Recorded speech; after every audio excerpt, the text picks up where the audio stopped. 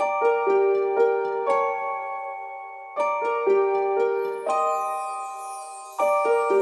there, welcome to our show, A Can of Bookworms.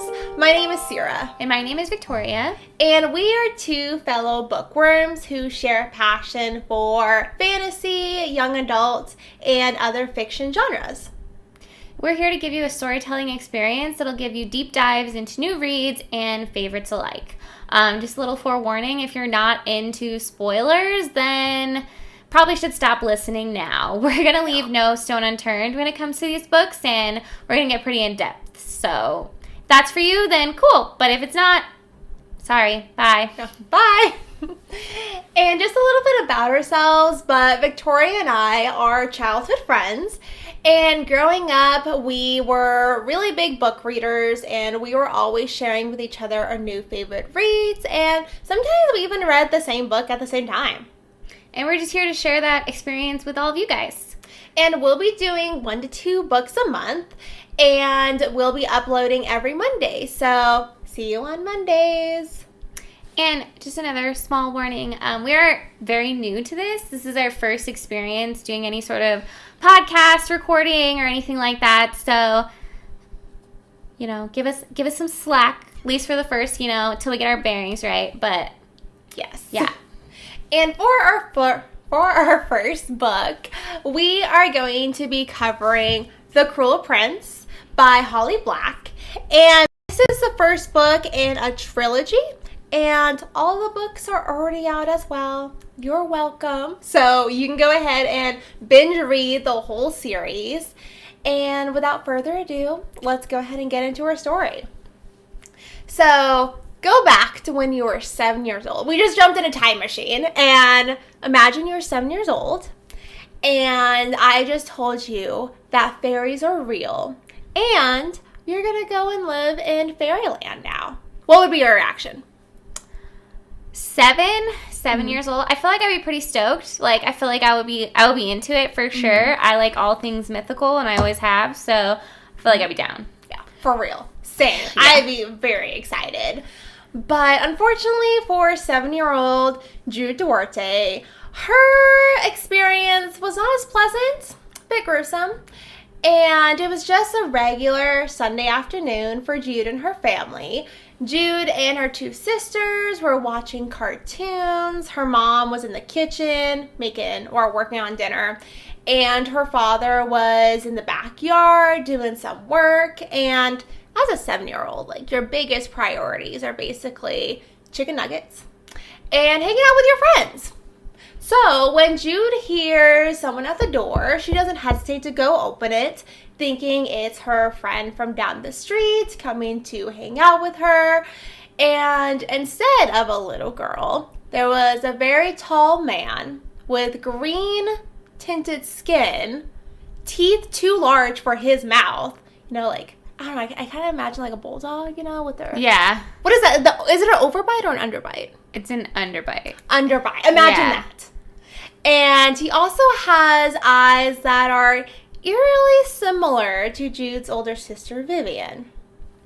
So she opens the door for this guy, and he just waltzes into their home. Like, he owns the place. This guy has audacity, let me tell you. And she's like, move aside, little girl. Basically. I'm here. Sure. And so what does Jude do as a little girl? She calls for her mom, stranger danger. So her mom comes into the room, and her mom looks terrified, actually, of this man. And she tells Jude to go upstairs to her room, but Jude just stands there because she wants to know who this stranger is. And the man asks whose child Jude belongs to. And her mom says, no one. She's no one's. So Jude's like, did I just get disowned? She's like, not my baby. Right, not my baby.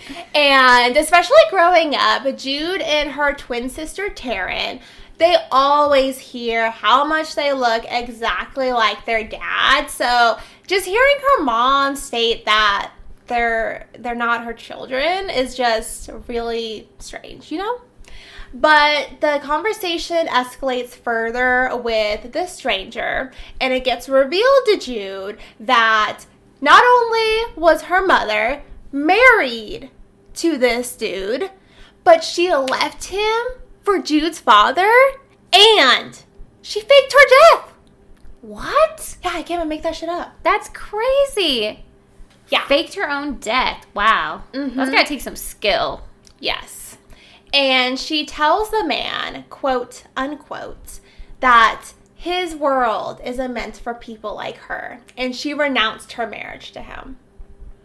So finally Jude gets a hit and she's like, I'm going to get out of here. So she goes to get her sisters and she tells her older sister Vivian, like, hey, there's a strange man in the house. I don't know who he is, but things are not going well. Mom said for all of us to get upstairs. It's like, okay. She's like, there's some weird green guy down there. I don't know who he is. Exactly. So they start to make their way upstairs and they see Jude's father come in from the backyard and he is holding an axe, which sounds alarming, but that wasn't actually out of the ordinary for Jude and her sisters to see because their father is a big weapons fanatic. And I'm not talking about like Second Amendment rights, weapons fanatic. He's more of like D&D, LARPing. Like think about fantasy weapons, Like fanatic. medieval weapons. Yes, like Okay. imagine Renaissance festivals. Like I'm sure they went to every single one of those. Okay, cool. Mhm. Yes, but what does shock the girls is to see their father, because their father's also known as like Mr. Nice Guy. Like he's not even in the parental relationship. He really doesn't even discipline them. So he's known as super nice guy, wouldn't hurt a fly, but he takes this axe and swings it at the stranger, the intruder really. And so all the girls are shocked to see that, but once their dad swings the axe, it misses. I know, it's like you had one job. But it misses. It gets lodged into the wall. And as their father is trying to pull the axe out of the wall, the stranger whips out a sword from out of nowhere, it seems like. And he plunges it through their father, killing him. Oh, no. Yeah. So now everybody's screaming. Jude's screaming. Her sisters are screaming. Jude's mom is screaming.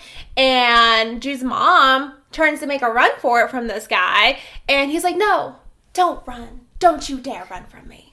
He's like, don't run. Everything's fine. Right. Everything's all good. You know, everything's peachy. And of course, Jude's mom does try to make a run for it. And so in a fit of anger, the man stabs his sword through Jude's mom's back, killing her Both as well. of them? Oh my God. They just became orphans in like 5 seconds. Literally 5 seconds. Oh my God. Mm-hmm. That's so sad. Yeah. So Jude, with the bronze and brains of a 7-year-old child, she runs at the man. She starts hitting him. She doesn't even know what she's trying to do. She's just trying to do something, though. She just watched her parents get murdered. And the man just pins her arms down to her side. And he looks towards her sister, Vivian.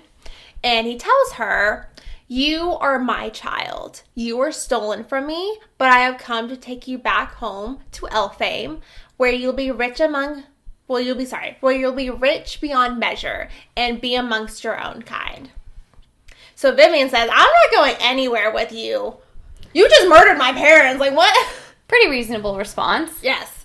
And so she says that she's not going anywhere with him, and the man just laughs, and he says that, I'm your father. You will obey me.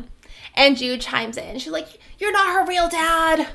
And so then he remembers Jude and her other sister Taryn are in the room. And Taryn's actually like crying over their mom's body. And she's like trying to shake her, like trying to wake her up. But yeah, she's dead. And so he tells Vivian that to pack up her sisters, the little humans as well, and that he's taking all 3 of them with him. So Vivian says, take me if you must, but leave them alone. Leave them. And he says that although he's cruel and a monster, they are still the children of his mortal wives, and they're his responsibility now. So with no other choice, Vivian packs up bags for the 3 of them and vows to him that for the rest of her life, she will hate him. And the 3 of them go with the man, and they cry the whole way back to Elfame, which is Faerieland. So we're going to jump forward 10 years into the future, where Jude and her sisters have been raised by Maddox. That's the man that killed her parents, the Fae that killed her parents. And he has raised them in Faerieland. And before we progress into the story, I just wanted to go and give you a background of Faerieland, which is called Elfame. And Elfame is actually made up of 3 islands. So there's Insmire, Innsweiler, and Innsmore, just for some background. But everything really, most of the story takes place in Insmire because that is where the majority of fairy population lives. And there's also all kinds of fairies as well. Like, for example, Maddox, he is known as a red cap fairy. And they are known for their strength, their ruthlessness, how savage they are, and also for the ritual of dipping their hats. Think of beanies. Dipping their hats in the blood of their enemies after war, which is really gnarly, honestly. Yeah, it's pretty gross. It adds to the scare factor for sure, because I'm sure they got blood dripping down their face. Really gross. But yeah, there's all kinds of fairies, and Elfame is ruled predominantly by the High King or Queen. And in Elfame, there are a lot of different fairy courts. But most of the courts have sworn their loyalty to the High King and Queen. And that started because there was a fairy named Mab Greenbrier. And after conquering a lot of the lands, she became High Queen. And when she became High Queen, she had a crown, a magical crown, forged. And this crown can only be passed down through her descendants. And not only does it have to be passed down through her descendants, but there also has to be 2 people, 2 of her descendants, 2 of her bloodline, to do this crowning. One of the person to be crowned, to become the next High King or Queen, and the other descendant to crown them.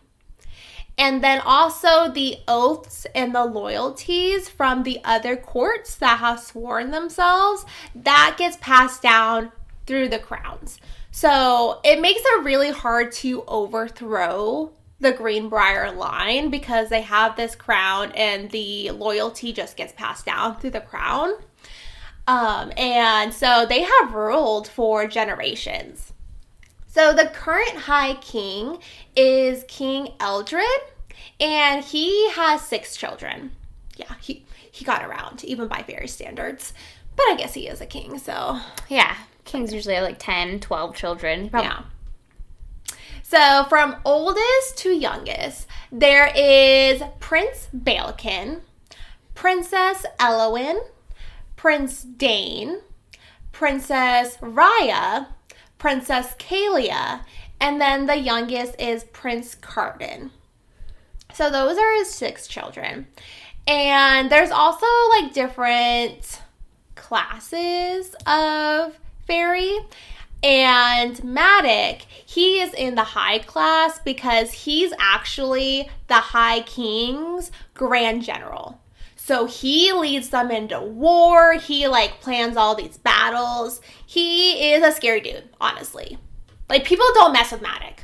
Well, I see why. He did just murder those 2 people just for funsies, honestly. Mm-hmm. Yeah, you don't want to mess with Maddox. He is not a nice guy, really. And so his family is considered high class, think about rich family. Royalty almost. Royalty's people. Yes. Mm-hmm. Yes. They do their bidding, I guess. Yeah. Yeah. And so he has raised Jude, her twin sister Taryn, and Vivian in his house. And also a few years after basically kidnapping Jude and Taryn and Vivian, he actually remarried, and his new wife, her name is Oriana, and they have a son together named Oak. And so even though being raised by Maddox as high class, like being in the high class, humans in general are not treated well in Faerieland. Like, fairies really have a superiority complex when it comes to humans. And I mean, you can't really blame them. Like, most of them are drop dead gorgeous. They live forever, basically, and they can do magic. And so, and also they can enchant and glamour humans as well. So growing up in Faerieland, Jude's fairy nanny, she would probably hate to be called nanny, honestly. She's a servant of Maddox, but she's basically Jude's nanny. And she rubbed true sight ointment into Jude's eyes to help her see past most glamours. And she would also make her necklaces and bracelets out of rowan berries. And rowan berries help humans to not be enchanted or glamored. Okay.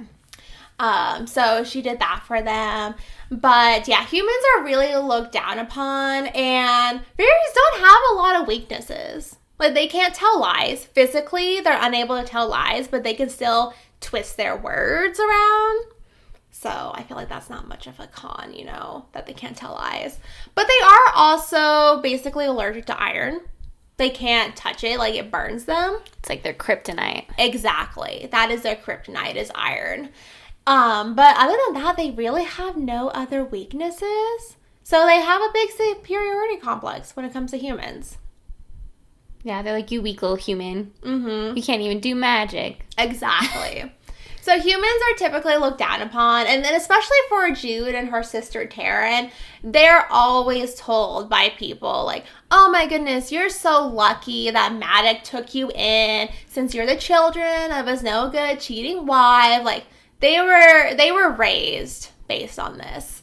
But honestly, Maddox has done his best to be a good father to them. Like, he fed them. He taught them, like, sword fighting. I mean, what would you expect of the Grand General, being the Grand General's child? But he really took them in and tried to raise them well. He even read them, like, storybooks as they went to bed. Granted, they're more like strategy books, but E for effort, you know, he's tried. The dude's trying. And so they've been raised by him. But even growing up under his household, Jude still has had traumatic, I mean, in general, this is a traumatic experience. But growing up, she's had even more traumatic experiences. Like when she was 9 years old, one of Maddox's own guards, so somebody that's like under Maddox and serves him, he bit off, clean off, the top of Jude's ring finger just because he hates mortals. He told her that. And he was like, if you tell anyone, I'll come back and eat the rest of you too. Right, like her dad wouldn't just murder him. Right. But I feel like at 7 years old, you don't think about that. So yeah, as 9, she was 9. scared shitless. Yeah. Mm-hmm. And then at 11 years old, she was at a fairy party, and typically she would like hide under the table at fairy parties because there's such things as like fairy wine and fairy fruit. And if you drink fairy wine, you can't stop dancing. Which sounds kind of silly, but can you imagine like hours and hours not being able to control your body and dancing continually? I mean, you don't have to convince me. I don't like dancing regularly, Right. So You know, dancing for hours sounds pretty torturous to me. there's some fairy wine. Ugh. So you have to be careful of fairy wine. There's also fairy fruit, which is different than regular fruit. It's like a drug to humans. And the only way to like nullify the effects of fairy fruit is to salt it. So I'm sure for humans their sodium levels must be through the roof. Salt and everything. Exactly. They like their food salty now. And when she was 11, she was hiding under one of the tables at a fairy party. And one of the high-class ferrymen, he was just like bored, and he found her. So he drags her out by her leg, compels her to drink fairy wine, and then she's just dancing for hours and hours. And it didn't stop until Princess Elowyn actually had found her, and she was crying and puking her guts out from hours of nonstop dancing. Aw. Yeah, but Princess Elowyn, she really didn't care. She didn't ask her, like, are you okay? What happened? You poor child. She literally just, like, picked her up, and tossed her back to Oriana. Like, here's your lost puppy. Yeah, here's your human. It vomited all over the floor. It's vomited all over the floor. Keep better care of it next time. Mm-hmm. Yeah. And then when Jude was 14, she had just taken a bath. And so she hadn't put on any of her, like, protections of enchantment, like her bracelets or necklaces of the rowan berries yet. And her little brother, Oak, so she was 14, and Oak was 4. And being just a young child, being almost a toddler, you know, he didn't see or understand that you shouldn't glamour your human sister.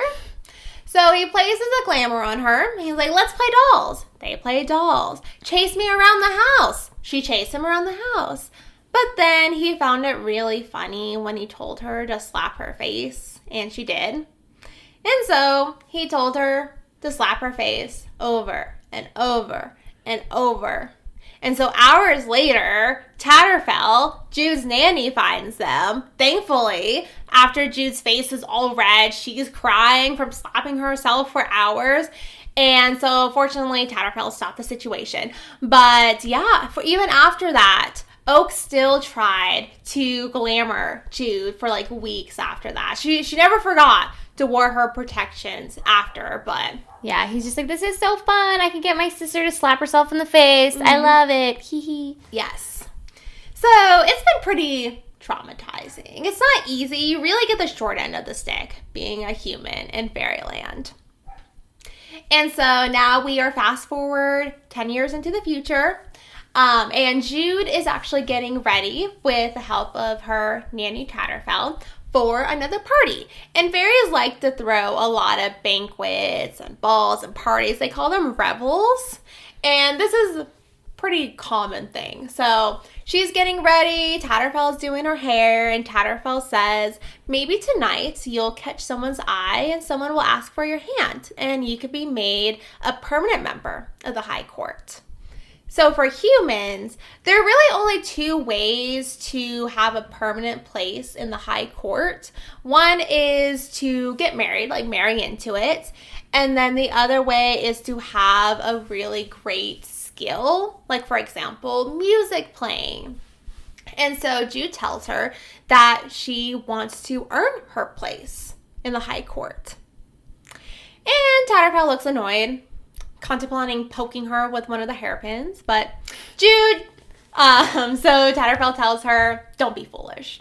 And Jude sees no point in arguing with her, so she goes silent. But Jude wants to actually be a knight. She wants to go for knighthood, and that's how she wants to earn her place at the High Court, especially with like Madoc raising her with like sword fighting, strategy, and everything. Like, she's been raised for the role of knighthood, basically. Yeah, she's been training for this day to come. Yes. So that is her goal. But Tatterfell finishes her hair and she braids it into 2 horns and she puts in 3 knots for good luck. And that's kind of typical of Jude's hairstyle, honestly. It gets braided along into horns. I like it. Okay, so like some Maleficent horns. Yeah. But like they're not real, they're just hair. Yes. That sounds cool. And then Taryn barges in, flops onto Jude's bed, and she kind of pokes fun at her with her hair. She's like, nice horns. But it doesn't matter because Jude likes them, and that's all that matters. But Taryn makes a comment that she had a premonition tonight. Tonight we are going to have fun. What is fun, Taryn? Like, Jude knows that typically they do not have fun at these parties. When they were growing up, they used to hide under the tables, but then they stopped doing that, and now they kind of just people watch, or fairy watch, if you will. Because they can't have the wine, they can't have any fairy fruit, so they really just people watch and try to keep to themselves during these parties. Safe and out of the way. Exactly. So it's typically not fun. But Taryn says, what do you mean, what is fun? Fun is fun. And so they laugh and they head out into the hallway, even though Jude does not think that they're going to have fun. Because especially even though, like, the parties themselves aren't fun for mortals like Jude and Taryn, but also Jude only has one thing on her mind, and that is the summer tournament that is coming up in a few days. And the summer tournament is a chance for her to declare her candidacy for knighthood. This is like the event that she's been preparing for, so naturally, that's the only thing on her mind. Like, think about like admission exams coming up, where like this is your future, this is your career that you're focusing on. But they go out into the hallway where they run into their older sister, Vivian. And Vivian is wearing jeans and a t-shirt. Like, it's obvious she is not going to this party at all. But she says, "Oh, where are you guys going?" Even though she knows full well where they're going. She's asking sarcastically. And Jude tells her, "You should come tonight. Taryn's acting really weird." "No thanks. I have plans already." Which means that Vivian is probably either going back to the mortal world for the night, or she is going to be reading the most scandalous of literature, comic books. She'll even read comic books that have staples instead of glue in them, iron staples at that. Wow, yeah. Rebellious. Mm-hmm. She's not scared of no iron. Yes. And, for all that's worth, Vivian has actually made true on her promise to Maddox that she will hate him forever, and she does whatever she can to rebel and basically be a pain in Maddox's ass. That is her life goal at this point. And whether that's not going to these parties, dropping out of school, like, she's just trying to be difficult. She dropped out of school? Mm-hmm. Wow. Yeah. She's like, "I'm too good for that." So Taryn and Jude leave Vivi to her comic books when they head downstairs. And Maddox he's disappointed that Vivian won't be coming, but nothing that he can do about it. So they get ready to head out to the party. But beforehand, his wife, Oriana, has to give them a lecture. She says, "Don't drink the fairy wine, be careful of dancing, watch out for fairy fruit, don't embarrass yourselves, you foolish children, don't embarrass Maddox." Like, she just gives them this whole lecture like they're 5 years old. No faith. No faith in them at all. Yes. She's like, humans are trouble. Mm-hmm.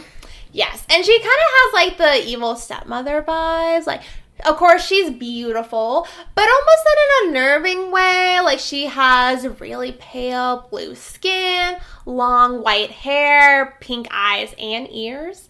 So she's beautiful, but it's almost kind of like looking at a ghost. Like, she's a little bit ghostly. Can relate.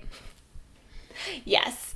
And so she always gives them a lecture. She really does not like Jude or Taryn, even more than Vivi, because even though they're all technically the children of Maddox's ex-wife, but also she just always treats Jude and Taryn like they're nuisances and that they're just a pain in her butt because they're humans.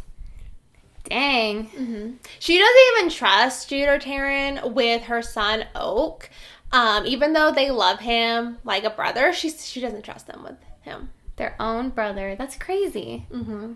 So they get Oriana's lecture, and then they head to the ball, which is actually being held at the palace of the High King. And they arrive there close to midnight, but for fairies, they have a nocturnal lifestyle, which Jude is used to at this point. I mean, she's lived it for 10 years. But they wake up, like, in the late afternoon, and they go to bed, like, right before the sun rises. They basically have that rock star lifestyle, That sounds great. I know, right? I hate waking up at, like, 8 a.m. I remember there were times, like, I think it was actually high school, you would wake up at 1 p.m. Yeah, those were the good old days. You were living the fairy life. And I was reading 24/7. It was great, except when I was sleeping, which was a lot. So yeah, they are nocturnal beings, and Jude's used to that by now, but they arrive at the party, and first they go and they greet the High King, do their little curtsy. It's tradition. And their father, Maddox, goes to speak with Prince Baelkin and Prince Dane. And then Jude and Taryn go off to people watch. And so for Eldred's children, his favorites are the 3 eldest. And they're the ones that have like the higher likelihood as being crowned as the next High King or Queen. So because of them, all 3 of them being the king's favorites, they're also typically at odds with one another. And they typically don't get along. And so they've also, within the high court, the 3 of them have formed their own like circles or like cliques, if you will. And so for the oldest, Prince Baelkin, his circle is basically like the frat party. They are the partiers, the experimental drug users, the alcoholics. Like, they are just out to have a good time, and they are hating on anyone that's in the way of that good time. So he's like the frat boy one. Then there is Princess Elowin, and she is a lover of the arts. So her circle typically will be like artists and music players. And then for Prince Dane, his circle is the circle of knights, warriors, strategists. That is a circle that Madoc belongs to. And Jude hopes to belong to as well. And so they each have their own different cliques and everything, but Jude and Taryn find a spot to people watch, and as they're people watching, Jude notices that there's a fairy, a pixie fairy with wings and with a puff of silvery white hair. She's just watching, and she notices that this fairy, like, pickpockets an ogre. She steals his sword and fanny pack right off of him. Bold. And she looks up at Jude, like, gives her like a little wink and a smile, and she sneaks off into the crowd. She disappears. She got away with it. And just like the audacity. Like, that was kind of cool, but oh my goodness. And then as they continue people watching, in walks the plastics. To Jude's dismay. This is the mean girl group, the bullies, and also Jude's classmates. So there's Valerian, Locke, Nicatia, and the Regina George of the group, the youngest Prince Carden. And so they walk in, and everybody's bowing, as they should, to the prince, and Jude and Taryn bow, and Jude's like praying, like, please don't see us. Please don't see us. Please don't see us. But of course her prayers go unanswered. Poor girl. And Valerian walks right up to Jude, grabs her by one of her braids and like holds it there. And then he whispers to her, he's like, did you think that we wouldn't notice you? Who else here has faces as ugly as you and your sisters? Who else here has hair as dull as you two's? Damn. Yeah. He went right for the kill there. Yeah. Like, right for the self-esteem. Yep. And so he finally laughs and let go. And Jude she's angry at herself for not knocking away his hand. But she also knows that it wouldn't help the situation, to antagonize the bullies. But she's still mad at herself for, like, letting it happen. And then at that moment, Prince Carden, notices that there's a little boy not bowing to him. Like, oh no, the audacity. How dare you, child. So he punches the boy in the face. And as the kid is falling down, Carden grabs him by one of his wings, and it rips. That is so cruel. Mm-hmm. Oh my God. His wings? Yeah. I didn't even realize that. And so the kid falls to the ground, and he's like bawling his eyes out. I mean, he got punched in the face, and one of his wings are torn. We don't even know if we can fix that. That sounds permanent. Exactly. So he's crying, and like people were like at first like kind of like, oh no, but then a few moments later they're like, they just go on to their partying. No, literally nobody cares. And so Carden and his friends walk away, but Jude notices that one of them, Locke, bends down and helps the boy up to his feet. And he looks up and locks eyes. Which, see what I did there? Chivalrous.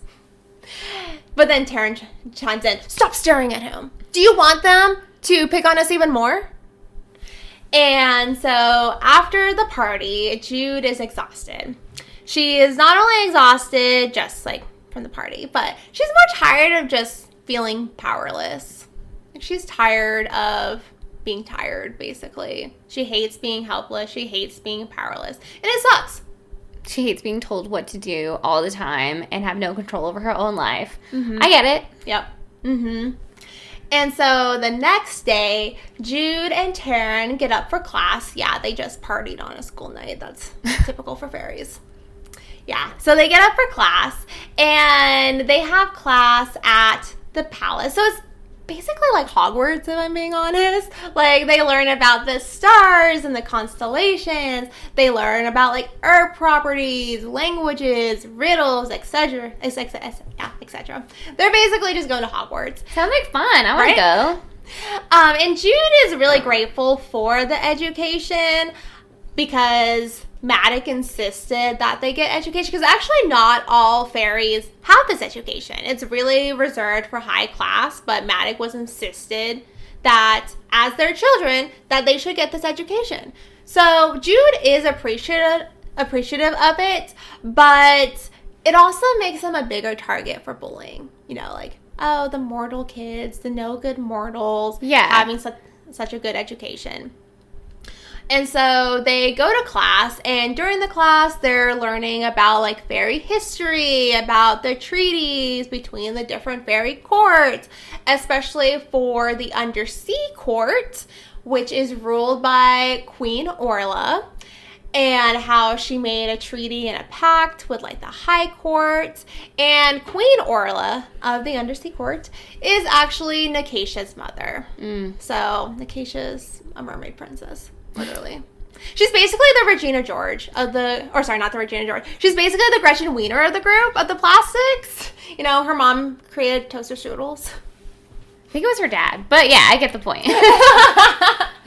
And so, yeah, she is the Gretchen Wiener, and she's, like, soaking it all up. Them talking about her mom and how great her mom is.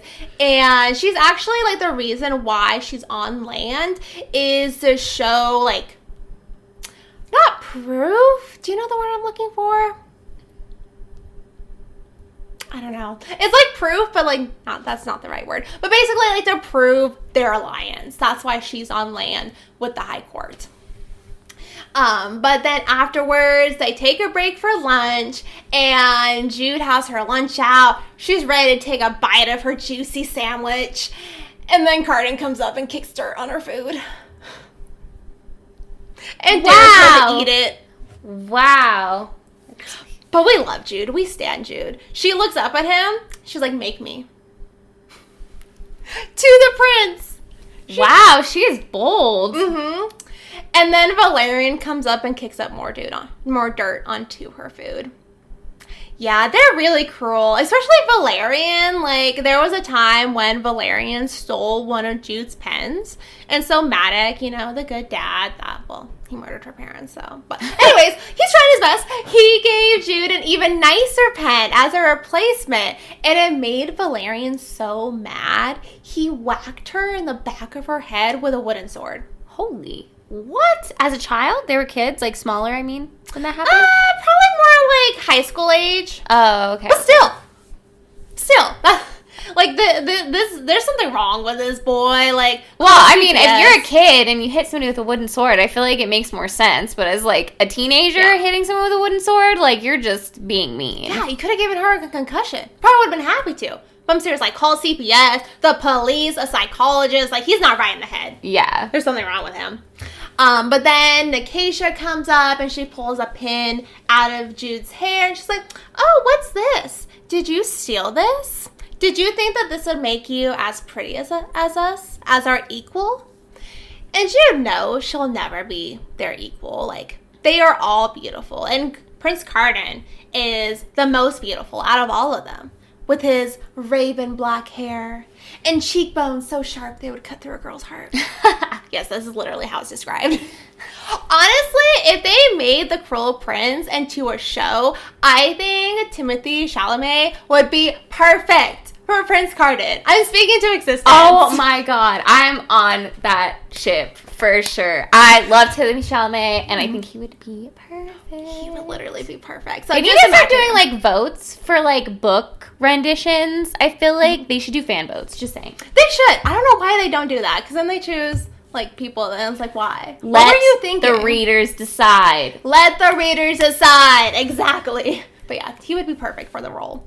But yeah, they're all beautiful. And then Taryn chimes in, and she's like, Jude's really sorry. After Locke steps in, and he's like, hey guys, he's trying to diffuse the situation a little bit. He's like, let's leave the mortals to their misery. Come on, let's go. And so Taryn says, Jude's really sorry. And Carden looks at Jude, and he's like, how about Jude shows us how sorry she is? Tell her to drop out of the summer tournament. Dang, sabotage. He's scared. He doesn't think he's gonna win. And he's Jude in the calls him tournament out on too, it, right? too. He's in the tournament. Yeah, and Okay. Jude calls him out on it. She's like, afraid I'll win?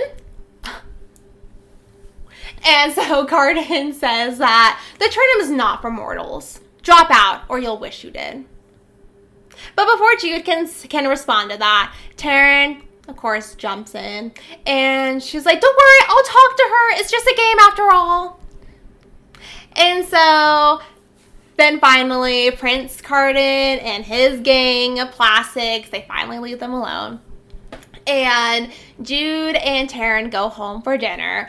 And they're Matic. He's talking about how how High King Eldred is actually deciding to step down from the throne, and he's going to pass on the crown to one of his children, and it's most likely going to be Prince Dane. And the coronation will be in a few months. So, Maddox seems like he's in a good mood. Jude still hasn't talked to him about this summer tournament because she actually needs his permission as her father/guardian to participate specifically for candidacy to be a knight. Oh, okay. So she needs his permission to do that. She hasn't brought it up with him, even though the tournament's in a few days. So Taryn thinks she's helping, but she's like, Jude has something that she wants to ask you. And she's like, go girl, you got this. And it's like, okay, you just threw me under the bus, Taryn. So with no other choice, Jude finally asks him for his permission to do the summer tournament as candidacy for knighthood. And at first, Matic actually compliments her swordmanship. He's like, your swordmanship is excelente. Like, you're great at that. But you're no killer. You lack something that has nothing to do with experience. Dang, just crush her dreams right there at the dinner table. Like, what? Mm-hmm. Oh, but don't worry. You can participate for sport, for fun. Like, how's that any consolation? Right? And so those words just, like, haunt Jude. Like, she is crushed to hear you're no killer and what you lack has nothing to do with experience. Like, Jude has been training for 10 years for this opportunity. And she thought with all the bullying, with all the insults, with her keeping her head down, that showed how strong she was. And she thought that things would be different after becoming a knight as well. Like, especially with, like, the bullying and everything, that really this knighthood opportunity was her light at the end of the tunnel. It was her chance, finally. So she is devastated. And Oriana, like, sensing the tension in the room, she changes subject. Well, I think that Prince Dane will make a lovely king. He's very honorable. Oh, and we'll have to have new dresses made for the coronation, of course. And then that's how the rest of dinner goes. Yeah. Just totally, like, you know, Jude's, like, tearing into her freaking dinner, and they're just like, whatever, it's fine. Yeah. What about that party, you know? About that party, though. And then the next day, Jude watches with glee as Carden and his friends all, like, cough out and choke on their food. She secretly salted all their food. And she's just, like, smiling to herself. But she knows she started a war. Crazy. Oh, my gosh. She's crazy. Mm-hmm. These people are, like, you can already tell they're relentless. They'll do it anything. Mm-hmm. And it doesn't take long for them to retaliate. Literally after class, Jude feels a hand clamp down on her mouth, and she sees Locke grab Taryn by the waist, and they throw them into a waist-deep river. Dang! They just, like, kidnapped them really quick and threw them into a river? Mm-hmm. Oh, it gets worse. So Valerian's there, and he dumps out all of the stuff in their bag into the river, and then him, Nicatia, and Locke, they just start, like, chucking it into the river like a game. And then Valerian's like, you know there are nixies in this river, right? So, like I said before, there are a lot of different kinds of fae in Faerieland, and nixies are river fae, and they will drag you under, drown you, and eat you. Great, right? Positive situation here. What? And the current's also really strong. So, like, Jude and Taryn are, like, kind of getting, like, dragged back, and Jude tries to make her way over to Taryn, and she gets totally pulled under. She has to grab onto a tree root for dear life to pull herself up. And they do start to see that there are shadows under the water, and one of them's getting closer to them. And so Jude picks up a rock, ready, like, to fight them off for her and Taryn. And Carden says, give up and we'll save you. And so Jude asks, will you save Taryn too? Oh, so you'll do it for her? Okay, well, let's see what she'll do for you. Taryn, I'll make you an offer. Get up out of here, kiss me both on my cheeks, one kiss for each cheek, and declare that you will not help Jude in deeds or words, and I won't hold you accountable for her defiance.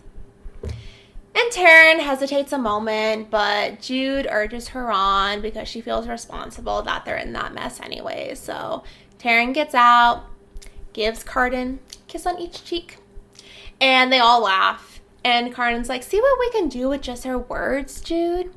Give up. Taryn's like, never! Or sorry, not Jude. Jude's like, never! And Carden's like, okay, think about it. Think about as you walk home in your wet, sodden clothes. And they finally leave, so Jude finally is able to scramble out of the river. And they go home. What? Yeah. They just try to kill her. Mm-hmm. They try to drown her in the river. Yeah. Crazy. And then the next day, Vivian wakes them up bright and early, and she's like, we're going to the mall! Jude does not want to go. They're going to the mortal mall. Oh, okay. Yes. They're going to the human mall, but Vivian bribes Jude with some Starbucks. She's like, if you go, I'll buy you coffee. That would get me to go too, honestly. I'd be like, okay, I guess. So Jude and Taryn get dressed in the remaining mortal outfits that they own. Jude, of course, puts on some high top Converse. We love Jude. Sparkly Converse. And they go to the mortal world. And they arrive at the mall. They're like window shopping.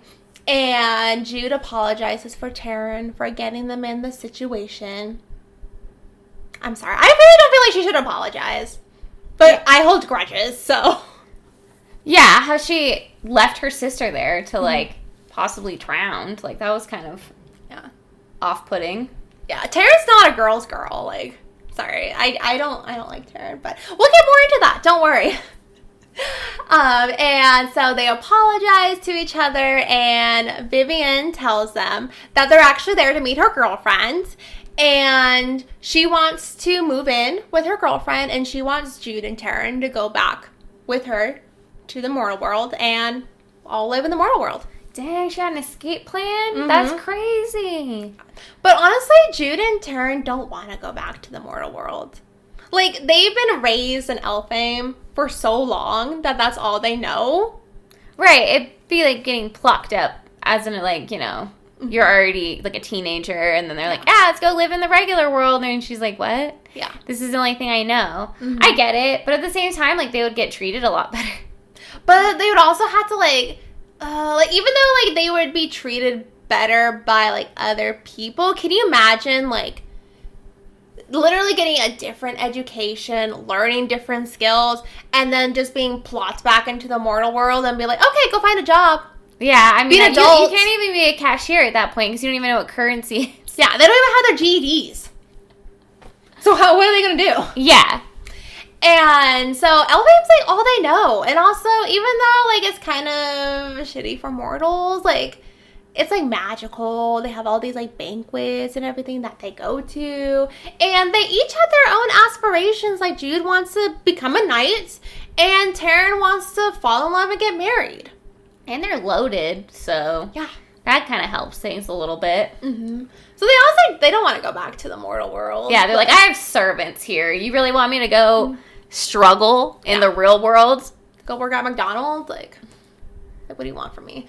So they don't want to go, but Vivian introduced them to her girlfriend Heather, and they sit down at the food court, and they're like getting to know each other. Jude and Taryn are mainly lying about their backgrounds, you know.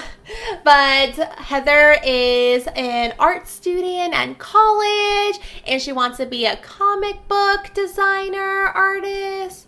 Sounds like a match made in heaven. Mm-hmm. Yep. And then Vivian gets up to go throw away their trash, and Heather's like, so when do I get to meet V's parents? Like, my parents are ready to get her own toothbrush at this point. Vivian has not told Heather about fairies or that she's fae. It's just crickets. They're like, So Jude, not sure what to tell. She's like, our father's really conservative. That's it. He's just super, super conservative. He doesn't know that V's bi? And like Jude's kind of like laughing like on the inside because out of this whole situation, that would be the one thing that Matic would not care about, honestly. And then the fairies are all free yes, to do whatever they want. and Vivi returns back to the table, and they hang out a little bit more. They go try on like lipsticks at Sephora. They get some candy. You know, they're just doing their own thing until they bid goodbye to Heather. And they're like, oh, she seems nice, but you're gonna have to tell her at some point about fairies. And when she finds out, she's gonna want to meet Matic. You know that, right? Yeah, but later. But thanks for lying for me, guys. And before they leave the mall, they stop at CVS because Jude needs to buy them some tampons for her and Taryn. That's another thing. So, fairy women, they do get their periods, but they only get it once a year. I'm like, can I be a fairy? Yeah, but that sounds like a good deal. Exactly. But so she has, and they definitely don't have tampons though in Faerieland. So she buys them some tampons, and then as they're leaving, there's a kid Jude's age, so a teenager. He grabs Jude by the wrist, and he's like trying to flirt with her. And she punches him in the face. Oh. She punches this dude in the face like immediately, and she kicks him in the stomach. Like she literally just goes full ninja on this dude. How dare you touch me? And it's just like some regular mortal guy. Like he's no idea what's going on. He's just like, I'm just trying to hit on this really cute girl, and she just throws me down. Oh my. She was literally standing over him with her foot, like, on his neck almost, like, ready to crush his windpipes. And she was like, oh my goodness, I didn't even realize what I was doing. Like, she just went, like, into, like, automatic mode. And she's got the fight or flight response is a fight, for sure. And his friends are, like, crowding around, like, how dare you do that to him? You bitch! You'll pay for that. As this guy's like crying. Rightfully so, honestly. Like, I think if someone just like threw my homie on the ground for no reason, I think I would feel the same way. Yeah, and so her, Jude, and Vivi, they make a run for it. Vivian throws up like an enchantment so that they can't like follow them. And when they get back to Elfame, Vivi is laughing. She's like, oh my goodness, if Matic could have seen that, his little girl using what she knows, like, Vivi's getting like a kick out of this. But Jude's like, this is exactly why I can't go back to the mortal world. I don't know how to act around other people. Like, do you see this?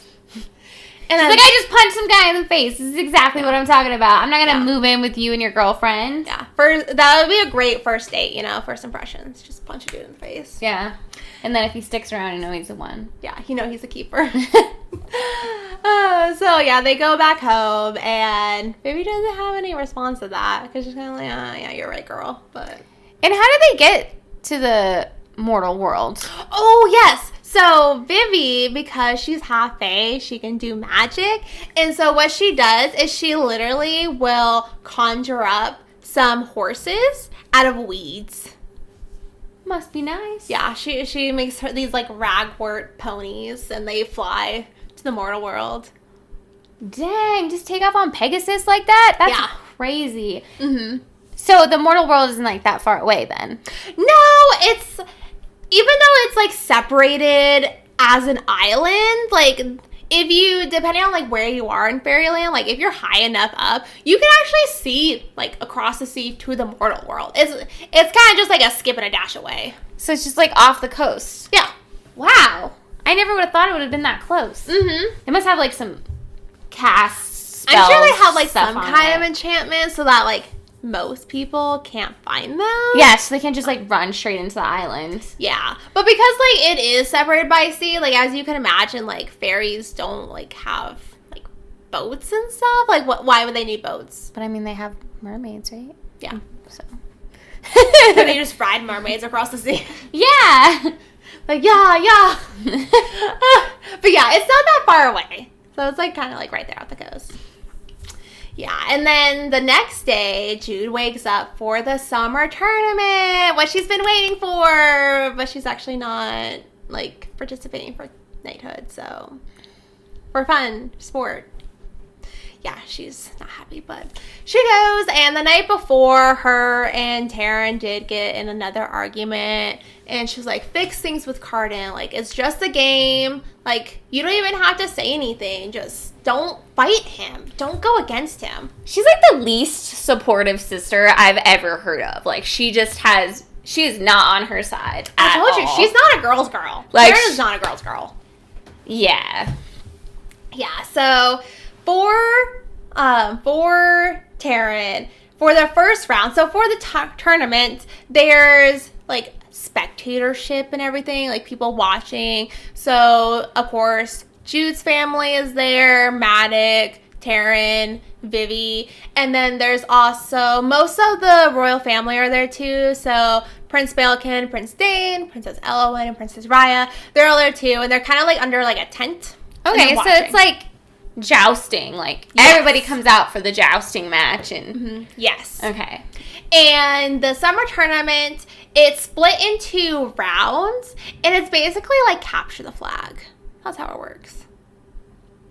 And for the first round, for Taryn, Jude just plays on the defensive side. She doesn't even fight against Cardin, Nicatia, Valerian, and Locke. She actually avoids them on the battlefield. Wow, she's behaving. Yes, and then Valerian captures her team's flag, so they lose that first round.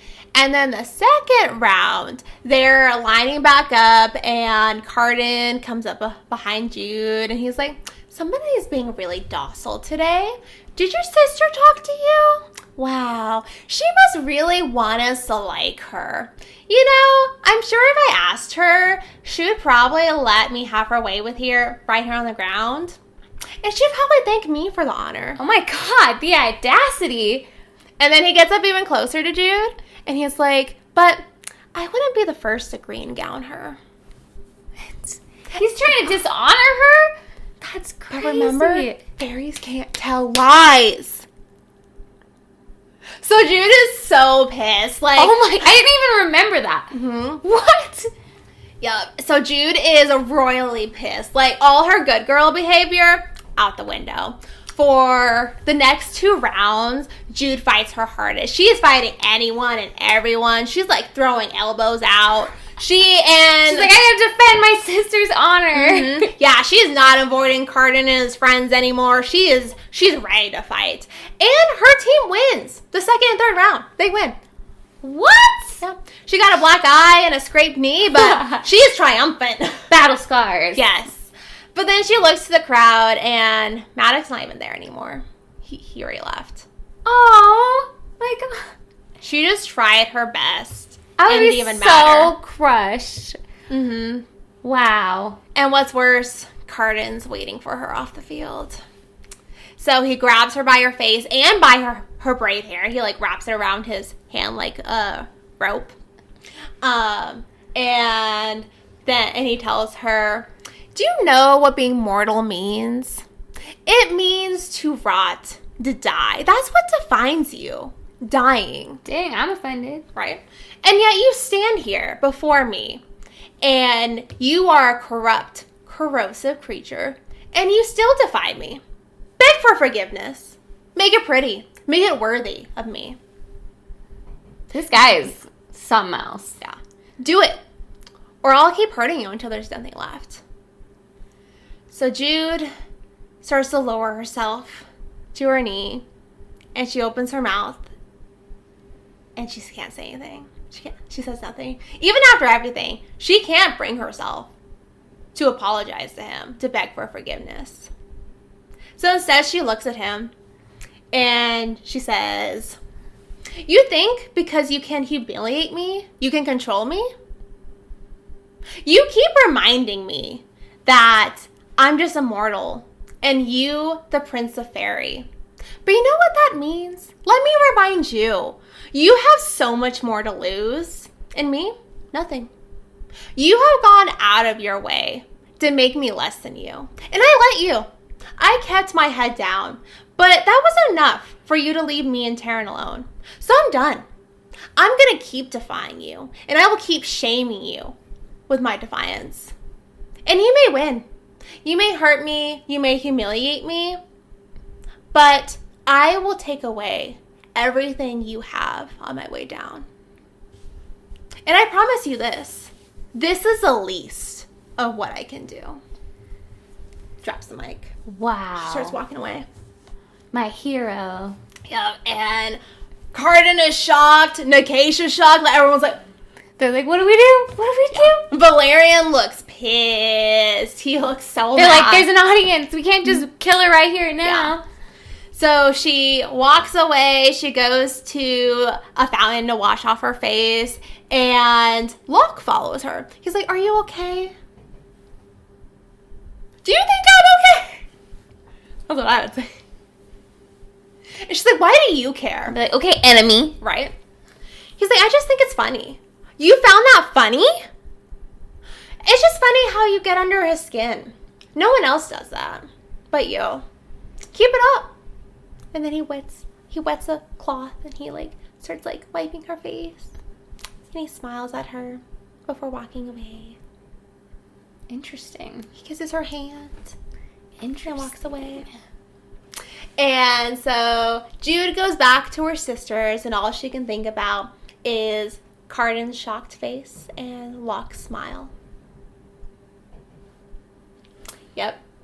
And so after the tournament, Vivi has plans to hang out with Princess Raya, and Taryn decides to go with them, but Jude's exhausted. Like, she's like, I want to go home. I want to take a nap. So she goes home. She makes herself some lunch, and then she heads up to her room where she runs into one of the other servants, Narbonne, and he's holding a tray with wine and cups, and he's like, oh, you're home.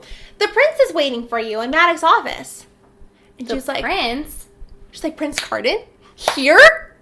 No, I need to get him out of here. Like, even though he's the one, like, bullying Jude, like, Maddox can't know that she's at odds with any of them. Like, Maddox has sworn his loyalty to the Greenbrier line. Like, he would not be happy to find out that Jude was fighting with any of them. So she snatches the tray. Snitching on her. So she snatches the tray, goes down to Maddox's office, kicks open the door, slams down the tray, and then Prince Dane looks up at her. Prince Dane is an heir to the throne. Prince Dane. Oh my god. And she's mortified. She's like, just comes barreling in there, like, ah. And she's like, oh my god. Yes. Sorry. Wow. Wrong prince. Wow, I didn't realize you were in such a rush, Drew Duarte. my lord, would you like some tea? Would you like some wine? Trying to smooth it over, hoping that he's just gonna think that she's like a clumsy human, you know? I feel like that servant should have been more clear about who was there. Like, he needs some talking to. Right. Like, girl, or dude, you gotta give me the heads up here. Who are we talking about? Which prince is there? There's 6 of them. Or, well, not 6, but, there's 6 children. Anyways, so, then he says, oh, well, did you think that I was somebody else? No, my lord. Oh, okay, because I thought, like, maybe, like, you're at odds with one of my other brothers, one of the other princes. Nudge, nudge, wink, Nudge, wink. Nudge, wink, wink. But Jude lies, and she's like, no, nothing like that. Do it again. What? Lie. I know that humans can lie, but to see it in person, it's so fascinating. How does your father use that talent of yours? And Jude's confused. Oh, he doesn't? Oh, well, that's a shame. Well, tell me, Jude, what is your deepest desire? Tell me about your dreams. I feel like she just sat down with Lord Voldemort or something. Like, seems very eerie. Mm-hmm.